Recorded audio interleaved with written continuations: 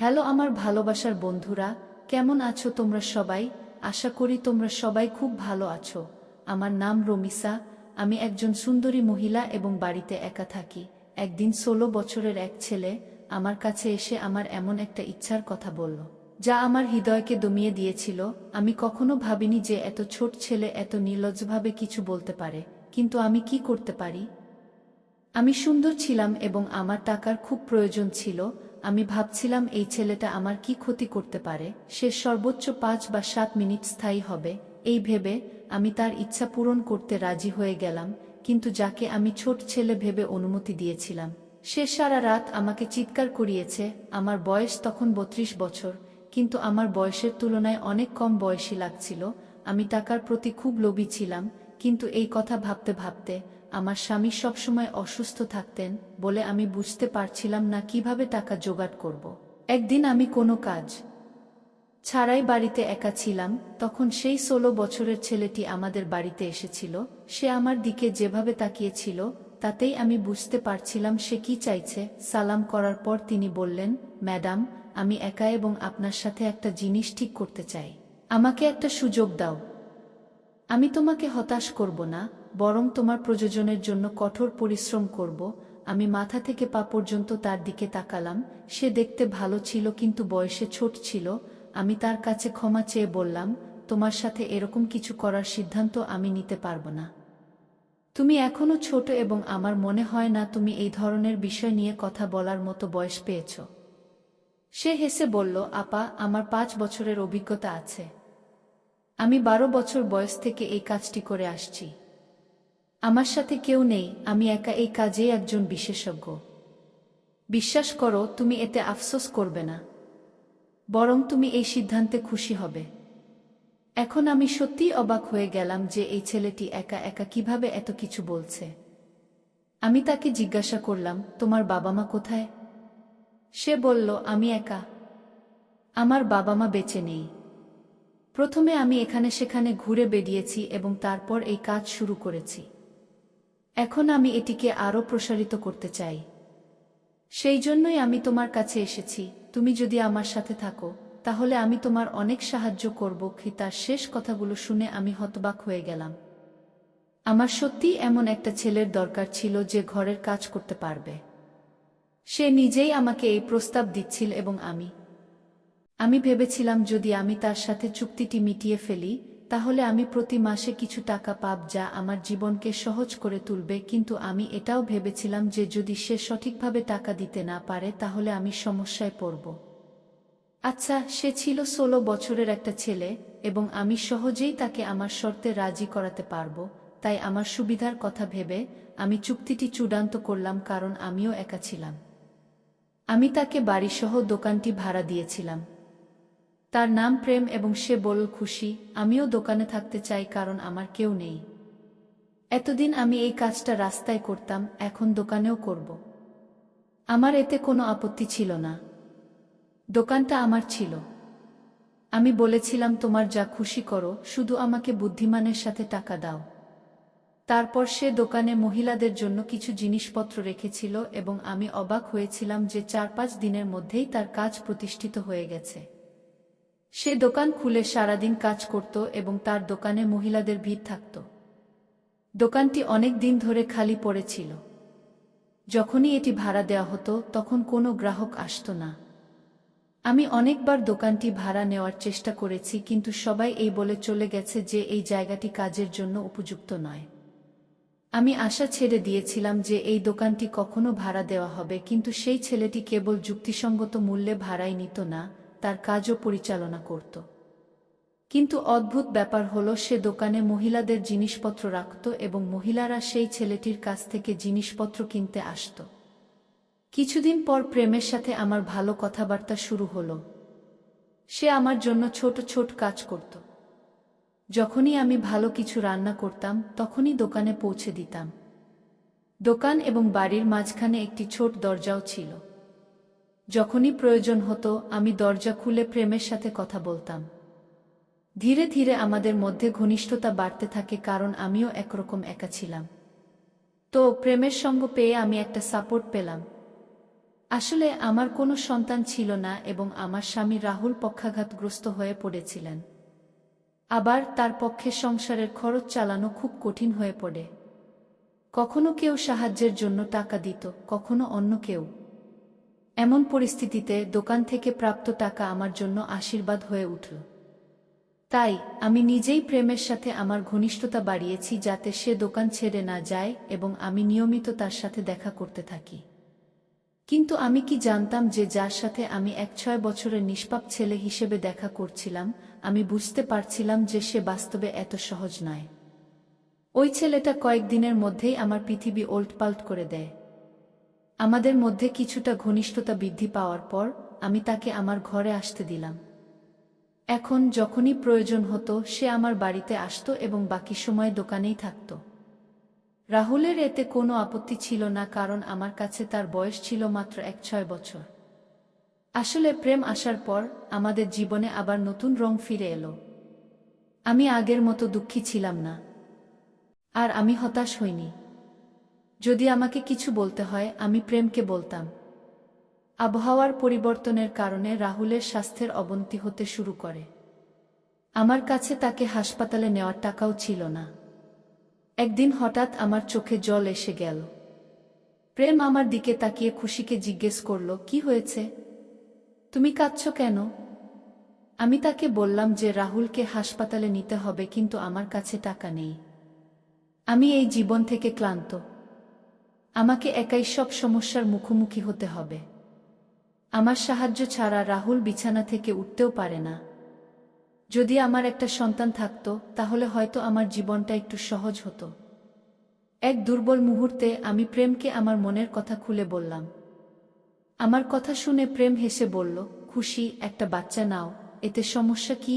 তার কথায় আমি লজ্জিত হয়ে গেলাম। আমি কিভাবে তাকে বলব যে রাহুল শয্যাশায়ী এবং সে সন্তান দেওয়ার মতো অবস্থায় নেই? বিয়ের প্রথম দিনগুলিতে রাহুল চাইতো না আমরা সন্তানদের ঝামেলায় পড়ি, এবং যখন আমরা সন্তানের প্রয়োজন অনুভব করি তখন রাহুলের সেই ক্ষমতা ছিল না। হঠাৎ পক্ষাঘাতের পর তিনি আর কিছু করার মতো অবস্থায় ছিলেন না। প্রেমের বিয়ে ধীরে ধীরে বাধ্যতামূলক বিয়েতে পরিণত হয় এবং এখন আমি রাহুলের সাথে থাকতে বাধ্য। যেহেতু আমার আর কোনো উপায় ছিল না, প্রেম সম্ভবত আমার মুখের ভাবগুলো বুঝতে পেরেছিল। সে বলল, তোমার চিন্তা করার দরকার নেই, আমি তোমার সাথে আছি, দেখো তোমার সব সমস্যা শীঘ্রই সমাধান হয়ে যাবে। আমি তার কথা শুনে হেসে ফেললাম। তিনি একাই এত সাহসী ছিলেন যে প্রতিটি চ্যালেঞ্জ মোকাবেলা করতে পারতেন, এবং আমি এত বৃদ্ধ হয়েও সাহস সঞ্চয় করতে পারিনি। প্রেম 8 বছর বয়সে তার বাবা মাকে হারিয়েছিল, তবুও সে জীবনের মেলায় হারিয়ে যায়নি, সে কেবল তার জীবনের পথে এগিয়ে গেছে। সে রাহুলের অনেক সেবা করতে শুরু করল। আমি যখন কোনো কাজে ঘরের বাইরে যেতাম প্রেম আমার স্বামীর দেখাশোনা করত। সে তার কাছেই বসত। আমি জানি না ওরা কি নিয়ে কথা বলতো, কিন্তু আমাকে দেখলেই প্রেম চুপ করে যেত। প্রেম আমাকে প্রতিশ্রুতি দিয়েছিল যে সে আমার সমস্ত ইচ্ছা পূরণ করবে, এবং আমি তার কথায় হেসেছিলাম। আমি একটা সন্তান চেয়েছিলাম, আমার জীবনের সন্তানের অভাব পূরণ করতে চেয়েছিলাম, কিন্তু প্রেম কিভাবে সেটা পূরণ করবে? তার সুখের জন্য আমি মুখে হাসি ধরে রেখেছিলাম। তারপর এর কয়েকদিন পর আমি আমার ভেতরে একটা পরিবর্তন অনুভব করতে শুরু করলাম। যখন আমার স্বাস্থ্যের অবনতি ঘটে প্রেম আমাকে টাকা দিয়ে বলল, তোমার ডাক্তারের কাছে যাওয়া উচিত। আমি তার পরামর্শে ডাক্তারের কাছে গিয়েছিলাম এবং সেখানে আমি অবাক হয়ে গিয়েছিলাম। আমি জানতে পারলাম যে আমি গর্ভবতী। এটা কিভাবে সম্ভব? রাহুলের বাবা হওয়ার শক্তি ছিল না, তাহলে আমি কিভাবে গর্ভবতী হলাম? আমি রিপোর্টটি নিয়ে বাড়ি ফিরে এলাম, আমার হাত কাঁপছিল। বাড়ি পৌঁছানোর পর আমি রাহুলকে বললাম এবং সে হেসে বলল, হয়তো আমি এখন সেই ক্ষমতা অর্জন করেছি ও আমি আমার সুখ ফিরে পেয়েছি যাতে আমি একটি সন্তানের বাবা হতে পারি। যদি ঈশ্বর আমাদের এই সুসংবাদটি দিয়ে থাকেন তাহলে হাসিমুখে তা গ্রহণ করুন। রাহুলের কথায় আমি অবাক হয়ে গেলাম। আমি কি সত্যিই রাহুলের সন্তানের মা হতে যাচ্ছি? এটা এমন কিছু ছিল যা আমি বিশ্বাস করতে পারছিলাম না। রাহুলের অবস্থার কোনো পরিবর্তন আমি দেখতে পাচ্ছিলাম না, তাহলে এটা কিভাবে সম্ভব? আচ্ছা, আমি মেনে নিয়েছি যে আমি রাহুলের সন্তানের মা হতে যাচ্ছি। এখন থেকে আমি নিজের যত্ন নিতে শুরু করলাম। প্রেমও খুব খুশি হলো জেনে যে ছোটবেলায় তার বাড়িতে আসছে। দোকান থেকে ছুটি পাওয়ার পর সে আমার বাড়িতে আসতে শুরু করে। রাহুলকে স্নান করানোর কাজটিও সে নিজের কাঁধে তুলে নিল। সে রাহুলের সেবায় আরও বেশি সময় দিতে শুরু করল। আগেও সে রাহুলের সাথে অনেকক্ষণ বসে থাকত। তাই আমার মনে হলো প্রেমের আগমনের সাথে সাথে আমার জীবন বদলে গেছে। এখন সে মাঝে মাঝে আমার জন্য ফল, মাঝে মাঝে জুস নিয়ে আসত। তার দোকান ভালোই চলছিল। এভাবে দিন কেটে গেল এবং তারপর 9 মাস পর আমি একটি সুন্দর সন্তানের জন্ম দিলাম, যে আমার মতো নয়, রাহুলের মতোও নয়। অবাক করার বিষয় হলো সে দেখতে হুবহু প্রেমের মতো। কখনো আমি আমার সন্তানের মুখের দিকে তাকাই, কখনো প্রেমের মুখের দিকে। তারপর প্রেম নিজেই হেসে এমন কিছু বলল যা আমাকে হতবাক করে দিল। সে বলল, তুমি আমাকে দিনরাত দেখতে পাও, তাই তোমার সন্তানও আমার মতো দেখতে। তিনি বলেন, সন্তান হলো সেই ব্যক্তির মতো যাকে মা গর্ভাবস্থায় সবচেয়ে বেশি দেখেন। তার কথায় আমি শুধু হতবাকই হইনি, লজ্জিত হয়েছি। এত অল্প বয়সে সেও এই জিনিসগুলো জানে। বাচ্চাটা আমার কোলে এসে পড়ল। আমার খুশির সীমা ছিল না। আমি বাচ্চাটাকে নিয়ে বাড়ি ফিরলাম, যেন আমার জীবনে বসন্ত ফিরে এসেছে। কিন্তু এখন খরচ আগের চেয়ে আরও বেড়ে গেছে। এই খরচ কিভাবে পরিচালনা করা হবে তা আমি বুঝতে পারছিলাম না। তারপর প্রেম আমাকে সন্তানের খরচের জন্য টাকা দিতে শুরু করে। আমার আর আমার সন্তানের সম্পূর্ণ দায়িত্ব সে নিয়েছে। শুধু আমার আর আমার সন্তানের জন্যই নয়, রাহুলের কাছেও সে কখনো অপরিচিত ছিল না। আমি তাকে ছোট ভাইয়ের মতো ভালোবাসতে শুরু করেছিলাম, কারণ তার জন্যই আমাদের দিনগুলো ভালো হয়ে গিয়েছিল। তারপর আমার বাচ্চার বয়স 6 মাস হয়ে গেল এবং আমি জানতে পারলাম যে আমি আবার গর্ভবতী। আমি আবার হতবাক হয়ে গেলাম, এত তাড়াতাড়ি দ্বিতীয়বারের মতো আমি কিভাবে গর্ভবতী হলাম। আমার বিয়ের প্রায় 10 বছর হয়ে গেছে, কিন্তু এতদিনে আমি একবারের জন্যও গর্ভবতী হইনি। আমি ভয় পেয়ে গিয়েছিলাম যে এত তাড়াতাড়ি দ্বিতীয় সন্তানের দায়িত্ব কিভাবে নেব। আমি এটার যত্ন নেব। আমার প্রথম সন্তান এখনো ছোট এবং তার উপরে রাহুলের একটা আলাদা দায়িত্ব আছে। আমি এই ভাবনায় ডুবে গেলাম। তারপর রাহুল আমাকে বুঝিয়ে বললেন, যখন ঈশ্বরের কাছ থেকে আবার ইচ্ছা আসবে, তখন তার প্রত্যাবর্তন গ্রহণ করো না। প্রথম সন্তান যেমন আমাদের কাছে এসেছিল, তেমনি দ্বিতীয় সন্তানও আসবে। আমি মাথা নিচু করে রাহুলকে বললাম যে আমাদের দায়িত্ব প্রেমের কাঁধে। এখন যদি এই সন্তান জন্মগ্রহণ করে, তাহলে তার খরচও প্রেমের কাঁধে পড়বে। তারপর আমার দ্বিতীয় সন্তানও এই পৃথিবীতে এলো। আমি 2 বাচ্চা নিয়ে এত ব্যস্ত হয়ে পড়লাম যে রাহুলের দিকেও মনোযোগ দিলাম না। আমি আমার বাচ্চাদের রাখার সময় পাচ্ছিলাম না। প্রেম রাহুলের পুরোপুরি যত্ন নিয়েছিল। সময় দ্রুত চলে যাচ্ছিল। এখন প্রেম আর আমি একে অপরের এতটাই ঘনিষ্ঠ হয়ে গেছি যে আমরা আমাদের সমস্ত চিন্তাভাবনা একে অপরের সাথে ভাগ করে নিতে পারতাম। আমি সারাদিন বাচ্চাদের পিছনে দৌড়াতাম এবং ক্লান্ত হয়ে রাতে গভীর ঘুমে তলিয়ে যেতাম। প্রেম রাতে আমার বাচ্চাদের দেখাশোনা করতে আসতো এবং তাদের তার সাথে ঘুম পাড়াতে দিত। আমার কাছে এটা খুবই অবাক করার মতো ছিল যে একটা 6 বছরের ছেলে কিভাবে এত সহজে সারা রাত 2টো বাচ্চার দেখাশোনা করতে পারে। প্রেম কখনো আমার কাছে অভিযোগ করেনি যে বাচ্চারা তাকে বিরক্ত করে বা তার ঘুমের ব্যাঘাত ঘটায়। বরং সে আমার বাচ্চাদের খুশিতে তার সাথে নিয়ে যেত এবং আমিও কিছুটা স্বস্তির নিঃশ্বাস ফেলতে পারতাম। সে আমার জামাকাপড় হোক বা বাচ্চাদের, সব দায়িত্ব নিজের কাঁধে তুলে নিয়েছিল। এত অল্প বয়সে সে আমাদের পুরো পরিবারের খরচ বহন করছিল, কিন্তু আমি লজ্জিত বোধ করতাম কারণ সে আমাদের সাথে এক ধাপ এগিয়েছিল। একদিন হঠাৎ প্রেম কোনো কাজে আমার ঘরে ঢুকল। সে কোনো ভয় ছাড়াই আমার ঘরে আসত। আমার কথা শুনে তার চোখে জল এসে গেল এবং সে বলতে লাগল, তুমি কি আমাকে অপরিচিত মনে করো? আমি তোমাদের সবাইকে আমার সবকিছু মনে করেছি। আমি কিছু মেনে নিয়েছি। আমি তোমার জন্য যে কোনো কিছু করতে পারি। আমি শুনেছি তুমি আবার গর্ভবতী। তোমার স্বাস্থ্যের যত্ন নিও। খরচের চিন্তা করো না। তোমার দোকান ধন্য এবং আমি তোমাকে এই সব দিতে পেরে ভাগ্যবান। সে সবসময় এই ধরনের কথা বলতো, তাই আমার আরও বেশি ভালো লাগত। 3 সন্তানের মা হওয়ার পর আমি সম্পূর্ণ বদলে গিয়েছিলাম। আমি আগের মতো দুঃখী ছিলাম না। দিনটা কেমন যাবে তা ভাবতে আমার দেরি হয়নি। আমিও রাহুলকে উপেক্ষা করতে শুরু করেছিলাম। এক রাতে আমার 3 সন্তান আমাকে খুব বিরক্ত করছিল। তারপর প্রেম এসে বলল, ওগুলো আমাকে দাও, তুমি শান্তিতে ঘুমাতে পারো। আমি খুশি মনে বাচ্চাদের প্রেমের হাতে তুলে দিলাম। সে যথারীতি আমার জন্য দুধ এনে দিল এবং দুধের গ্লাসটা আমার দিকে বাড়িয়ে দিয়ে বলল, নিজের যত্ন নিও। আমি গ্লাসটা হাতে নিলাম এবং প্রেমকে ধন্যবাদ জানালাম।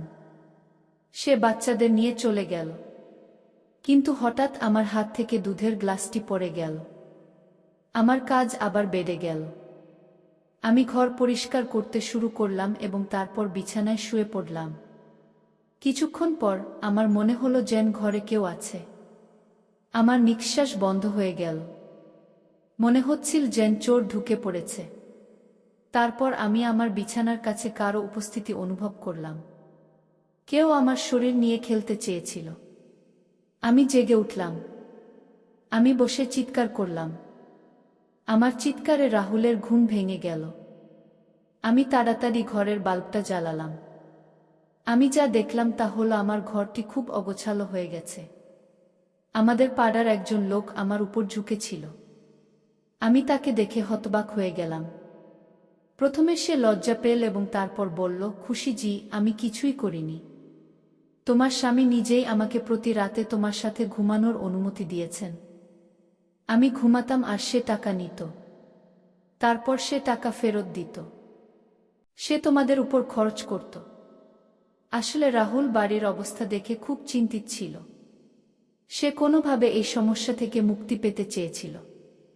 তারপর তিনি নিজেই আমাকে এই অনুমতি দিলেন। সে রাতে তোমার বাড়িতে থাকত। আমার চিৎকার শুনে প্রেম ছুটে এলো। তাকে দেখে লোকটি বলল, প্রেম, তুমি বলেছিলে যে সে রাগ করে থাকবে না। আমি আমার ইচ্ছাগুলো সহজেই পূরণ করতে পারবো, কিন্তু সে জেগে আছে। লোকটার কথা শুনে আমার পায়ের তলা থেকে মাটি সরে গেল। প্রেম ভয়ে আমার দিকে তাকাতে লাগল। আমি বুঝতে পারছিলাম না কি হচ্ছে। প্রথমে আমি ওই লোকটিকে গালি দিতে শুরু করি। আমি ঘৃণার সাথে প্রেমের চিন্তাভাবনা জানতে চেয়েছিলাম। এইসব কি?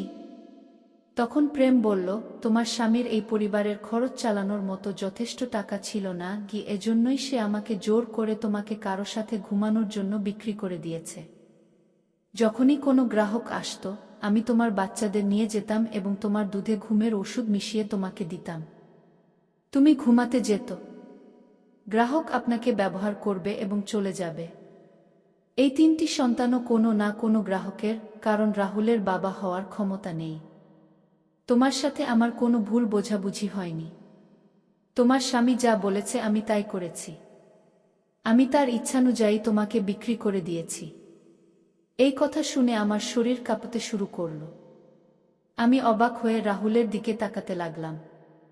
সে চোখ এড়িয়ে নিজেকে বলতে লাগল, আমার অসুস্থতার কারণে ঘরের অবস্থা আরও খারাপ হয়ে গিয়েছিল। তোমাকে সন্তান দিতে পারিনি। খাবারের জন্য অনেক হইচই হয়েছিল। এসব দেখে আমার মন জ্বলছিল, কিন্তু আমি কিছুই করতে পারছিলাম না। তাই যখন আমি বুঝতে পারলাম প্রেম কি করে, তখন আমি নিজেই তাকে বললাম তোমাকে প্রতি রাতে কারো কাছে বিক্রি করে দিতে। আমি নিজে ঘুমের ওষুধ খেয়ে ঘুমাতাম, তাই আমি কিছুই জানতাম না। প্রেম একজন খদ্দের নিয়ে আসতো এবং তারপর সকালের আগে খদ্দের চলে যেত। সন্তান জন্মের পর তুমি খুশিতে ভরে যেত এবং আমাদের ঘরের অবস্থা বদলে যেত। আমি এটাই চেয়েছিলাম। রাহুলের কথা শুনে আমি মাথা চেপে ধরলাম। আমি বিশ্বাস করতে পারছিলাম না যে আমার স্বামী আমার উপর এত বড় অত্যাচার করেছে। ঘরের অবস্থা উন্নত করতে এবং আমার গর্ভের সন্তান ধারণের জন্য সে প্রেমের সাথে আমার শরীর বিক্রি করে দিয়েছে। আমি কাঁদতে শুরু করলাম। আমার মন শান্ত হওয়ার পর আমি প্রেমের সামনে হাত জোড় করে বললাম, আমাদের জীবন থেকে বেরিয়ে যাও।